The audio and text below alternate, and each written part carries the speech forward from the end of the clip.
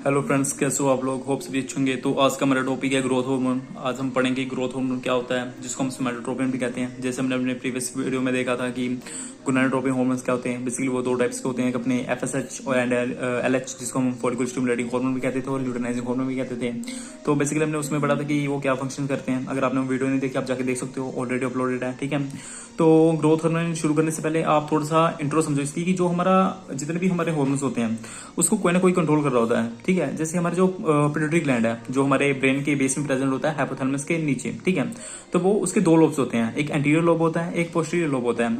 अब देखो, जो anterior lobe of pituitary gland है, ठीक है, मतलब जो पिट्यूटरी ग्लैंड का एंटीरियर हिस्सा है, वो अलग अलग हार्मोन्स रिलीज करते हैं, और जो पोस्टीरियर हिस्सा है वो अलग अलग हार्मोन्स रिलीज करते हैं। जो पोस्टीरियर हिस्सा है वो दो हार्मोन्स ओनली रिलीज करता है। जो posterior lobe of pituitary gland है वो दो ही हार्मोन्स रिलीज करता है। कौन कौन से? एक ऑक्सीटोसिन है और एक एडीएच है, जिसको हम एंटी डायरोटिक हार्मोन भी कहते हैं। ठीक है, और जो एंटीरियर साइड है, मतलब एंटीरियर लोब है पिट्यूटरी ग्लैंड का, वो हमारे अलग अलग हार्मोन्स रिलीज करता है। जैसे ग्रोथ हार्मोन हो गया हमारा, ठीक है, जैसे एफएसएच हो गया, एलएच हो गया, अपने प्रोलैक्टिन हो गया, अपने गोनाडोट्रोपिन हार्मोन हो गया, अपने थायराइड स्टिमुलेटिंग हार्मोन हो गया। तो ये कुछ हार्मोन्स हैं जो हमारा एंटीरियर लोब सीक्रेट करता है। ठीक है, but there is a one exception, क्या है कि मतलब कि जो हमारा ये हार्मोन्स है, जो मतलब कि जितने भी हार्मोन्स हैं, ये हमारे पिट्यूटरी ग्लैंड से तो निकलते हैं, बट इसको एक्चुअल में कंट्रोल करता है हमारा हाइपोथैलेमस। वो कैसे? देखो, जो हमारा हाइपोथैलेमस है वो हमारी बॉडी में, उसको हम मास्टर ग्लैंड भी कहते हैं। ठीक है, समझो एक कंपनी है, ठीक है, ये जो हार्मोन्स है हमारे एम्प्लॉयज हैं, ठीक है, ये एम्प्लॉयज को कौन हैंडल कर रहा है? मैनेजर। ठीक है, इससे ऊपर हो गया मैनेजर। जो मैनेजर हमारा समझो आप पिट्यूटरी ग्लैंड हो गया। ठीक है, बट मैनेजर को कौन कंट्रोल कर रहा है? सीओ। सीओ कौन है? हमारा हाइपोथैलेमस। ठीक है, जो हाइपोथैलेमस है वो कंट्रोल कर रहा है पिट्यूटरी ग्लैंड को, और पिट्यूटरी ग्लैंड अलग अलग रिलीज कर रहे हैं हार्मोन्स, जो आपको बताया। ठीक है, तो शुरू करते हैं हम ग्रोथ हार्मोन से, कि ग्रोथ हार्मोन्स क्या होते हैं। ठीक है, तो basically it is a peptide hormone produce by the anterior pituitary lobe. जैसे बताया कि एंटीरियर पिट्यूटरी ग्लैंड से निकलता है ये। It is made up of a single chain of 189 amino acids. तो जो मतलब कि हमारा ग्रोथ हार्मोन है वो अमीनो एसिड की सिंगल चेन से बना हुआ है, जिसके अंदर 191 अमीनो एसिड्स होते हैं। तो जो हमारे एफएसएच था और एलएस था, जो हमने गोनाडोट्रोपिन में बात की थी, उसके अंदर दो चेन से बने होते थे, मतलब वो दोनों हमारे दो दो चेन से बने होते थे, अल्फा एंड बीटा चेन से। ठीक है, तो ये हमारा सिंगल चेन से बना हुआ है। ठीक है, ये कहाँ पे बनता है? देखो, it is synthesized and store by the somatotropes cells of anterior pituitary और एडिनो हाइपोफाइसिस। ये बता रहे कि जो हमारा ग्रोथ हार्मोन है, ये हमारा बनता है, सोमैटोट्रोप एक सेल का नाम है, उसके अंदर बनता है और उसी के अंदर स्टोर होता है। ठीक है, अंटिल इट्स सिक्रीशन, जब तक ये सिक्रेट नहीं हो, ठीक है, अपने लोब से। तो इसकी secretion of growth hormone is high in the newborn till 4 year of age. It remains at intermediate level until 25 years. ठीक है, ये कह रहा है कि जो ग्रोथ हार्मोन की सिक्रीशन है, ये कोई भी बच्चा पैदा हुआ है उसके 4 साल होने तक, उसके 4 साल होने तक इसके अंदर जो उसके अंदर ग्रोथ हार्मोन्स बहुत ज्यादा रिलीज होगा एज कम्पेयर टू यंगर्स और ओल्डर्स। ठीक है, क्योंकि आपको बताया कोई बेबी होता है, फीटस जब होता है पेट के अंदर, वोम के अंदर, कहते हैं फीटस। जब न्यू बोर्न बेबी होता है, मतलब कि जो न्यू बोर्न है, उसको ज्यादा ग्रोथ हार्मोन की रिक्वायरमेंट होती है, क्योंकि उसके आपको बताएं, अब छोटा सा बच्चा है भाई, वो बढ़ेगा भी। अब जैसे आपने कभी नोटिस किया हो कि जो छोटे बच्चे होते हैं उनमें काफी ग्रोथ होती है एज कम्पेयर टू यंगर्स। और जो एडोलेसेंस हमारी ना, जनरली जो हमारी बॉडी की ग्रोथ होती है दो फेजेस में होती है। एक एडोलेसेंस में बहुत ज्यादा होती है, आपने कभी नोटिस किया हो कि जो एडोलेसेंस टीन्स होते हैं उनमें बहुत जल्दी ग्रोथ होती है। ठीक है, कोई भी चीज की हो। ठीक है, एक एडोलेसेंस पीरियड में बहुत ग्रोथ होती है और 1 से 4 साल तक बहुत ग्रोथ होती है। ये दो पीरियड है जिसके अंदर एक ह्यूमन की सबसे ज्यादा ग्रोथ होती है। फिर आपको पता है 21 एज अ साइंटिफिकली कहते हैं कि 21 के बाद कोई ग्रोथ नहीं होती, क्योंकि उसमें ना ग्रोथ हार्मोन रिलीज होना, ऐसा कहते हैं कि अगर वो रिलीज पे तो वो हाइट नहीं बढ़ा पाता, वो जस्ट बोन्स की डेंसिटी इंक्रीज करता है। तो ये कोई दूसरा टॉपिक है, कभी आपको मैं जब ये टॉपिक आएगा तब समझाऊंगा। ये एक्चुअल में ये टॉपिक आएगा हमारा ऑस्टियोपोरोसिस में, कि आपको बताओ कि ऑस्टियोपोरोसिस क्या होता है, वीकनिंग ऑफ बोन्स वगैरह, उसमें आपको ये बताऊंगा कि ग्रोथ हार्मोन कैसे एक्ट करता है बोन्स की डेंसिटी को इंक्रीज करने के लिए। बेसिकली उसमें 2 टाइप्स के सेल्स इंक्लूड होते हैं, ऑस्टियोब्लास्ट और ऑस्टियोक्लास्ट। ठीक है, वो डिफरेंट टॉपिक है। तो आप फिलहाल इतना ही समझो कि कोई भी बच्चा 4 साल तक होने तक उसके अंदर ग्रोथ हार्मोन बहुत ज्यादा रिलीज होगा, और जो यंगर पीपल्स है उनमें इंटरमीडिएट, मतलब कि ठीक ठाक नॉर्मल होगा, और ओल्डर पीपल्स में तो समझो कि ना के बराबर ही है। ठीक है, and 25 year of age and there is a decline with ageing. ठीक है, तो इसलिए आपने कभी सुना होगा कि जो बूढ़े लोग होते हैं उनको आर्थराइटिस हो जाता है, उनको उनकी बोन्स वगैरह वीक होती हैं। ठीक है, तो यही एक मेन रीजन होता है ग्रोथ हार्मोन की कम होना, क्योंकि वो कैल्शियम की रिअब्जॉर्प्शन, मतलब कि कह सकते हैं, बहुत इंक्रीज कर देती है। ठीक है, तो आपको ऑस्टियोपोरोसिस समझाऊंगा कोशिश, अभी इतना याद रखो।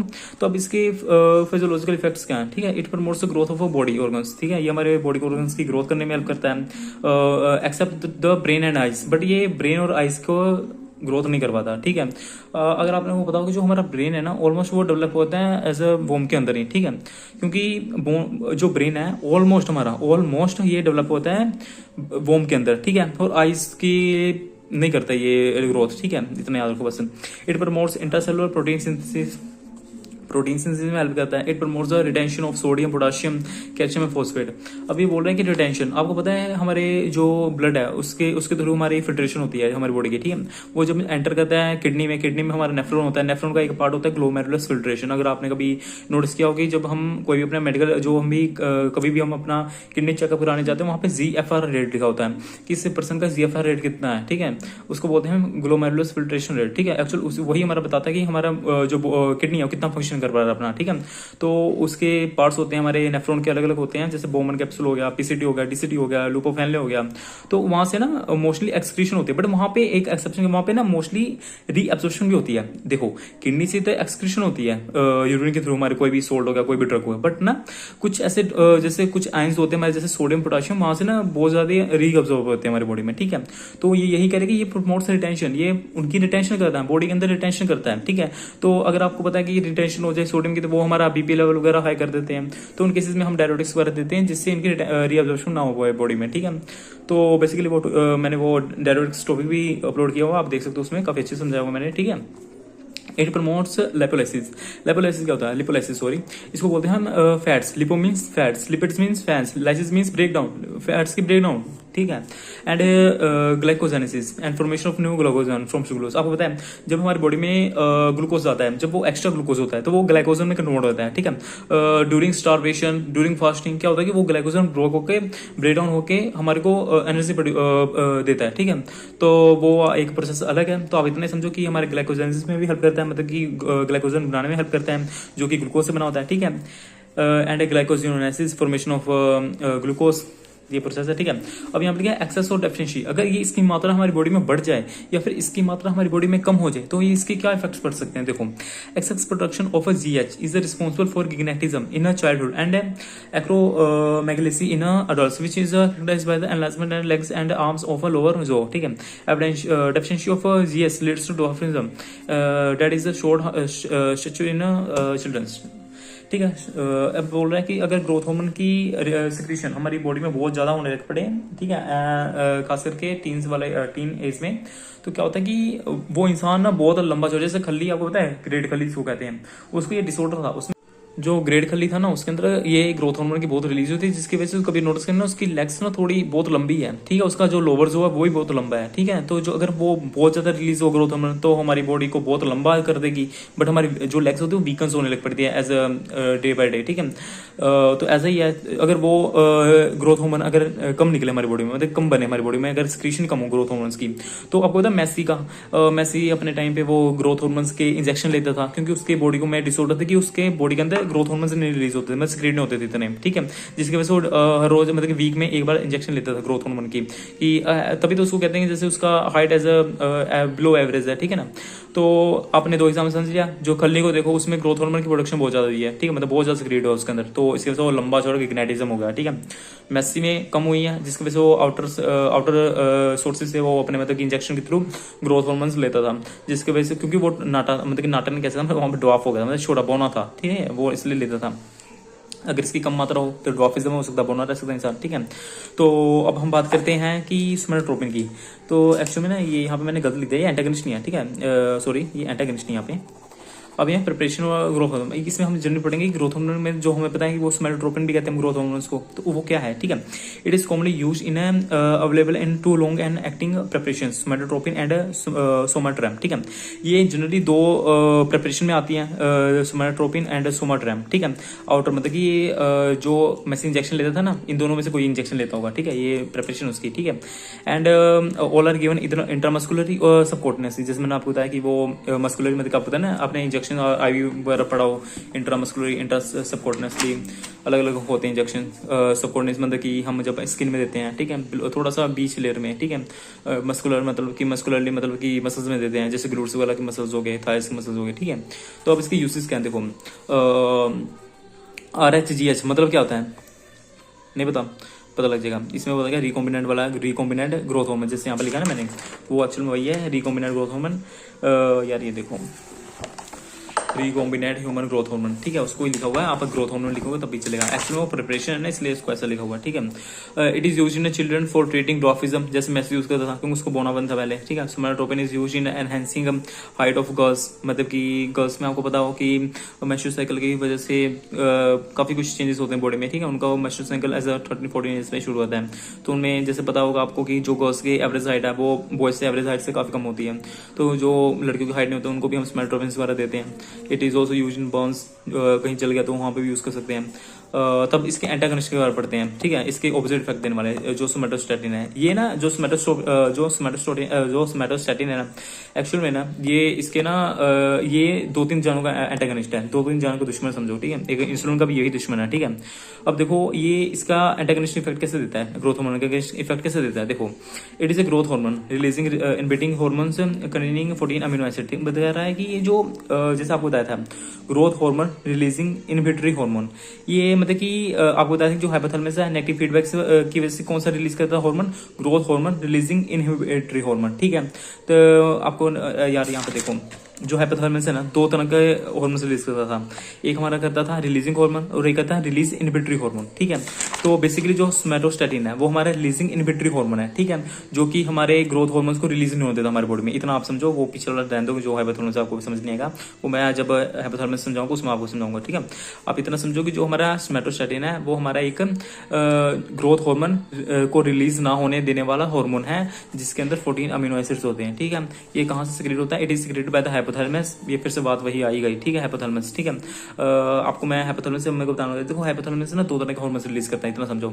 एक रिलीजिंग हार्मोन होता है, वो ना हमारे पिट्यूटरी ग्लैंड को मैसेज देता है कि भाई तू अब ये समझो कि हमारे बॉडी में ग्रोथ हार्मोन की सिक्रेशन कम हो गया है, तो हाइपोथैलेमस अपने पिट्यूटरी ग्लैंड को मैसेज देगा किसके थ्रू, एक हार्मोन रिलीज करने के, और एक हार्मोन के थ्रू, ठीक है। वो हार्मोन का नाम क्या है, रिलीजिंग हार्मोन। अगर हमारी बॉडी में ग्रोथ हार्मोन की कमी हो गई है तो हाइपोथैलेमस एक हार्मोन रिलीज करेगा, रिलीजिंग हार्मोन। वो मैसेज देगा पिट्यूटरी ग्लैंड को कि भाई ग्रोथ हार्मोन की सिक्रेशन है हमारी बॉडी में बहुत कम हो गया, लेवल बहुत कम हो गया हमारी बॉडी में, तो तू रिलीज कर ग्रोथ हार्मोन, ठीक है।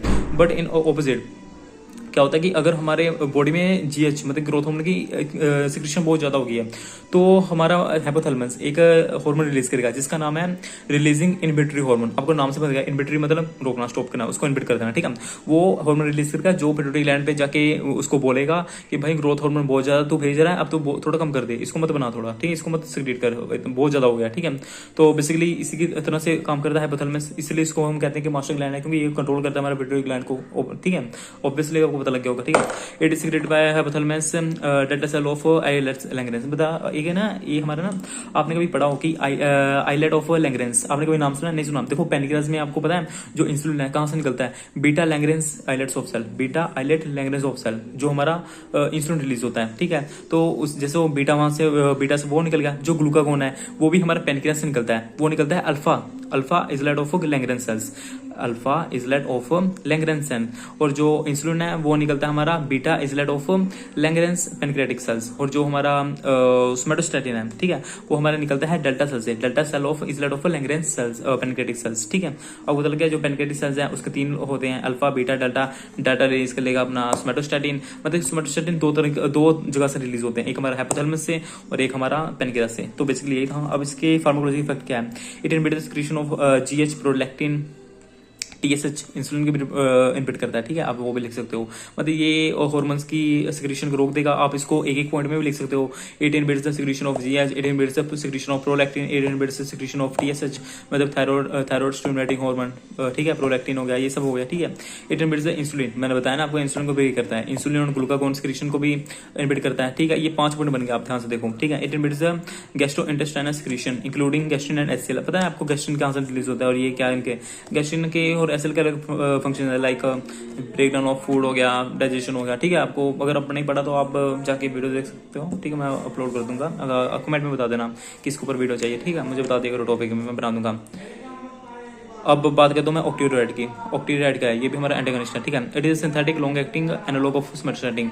ये एक्चुअल में एनालॉग है, मतलब कि स्मर्टस्टैटिन को एनालॉग है, बट ये लॉन्ग है, मतलब कि काफी लंबा समय तक ये अपना इफेक्ट देता है, ठीक है।